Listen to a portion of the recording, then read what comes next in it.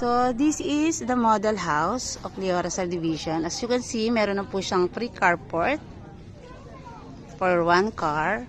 And then, Amora model ng Leora have 50 lot area and the floor area is 44.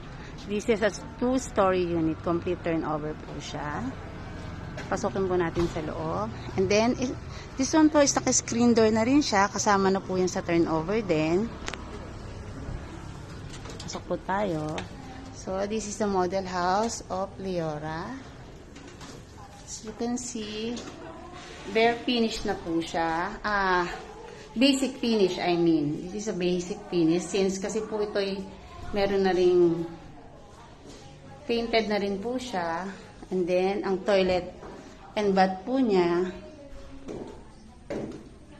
this one. Yan po ang pinaka-dining area.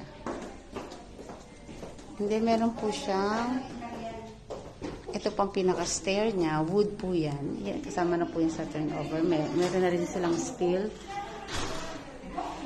Okay.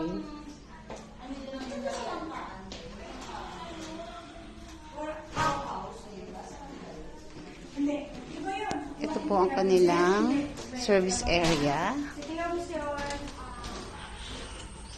Okay. Nandito na po ang kanilang lababo sa labas. As you can see.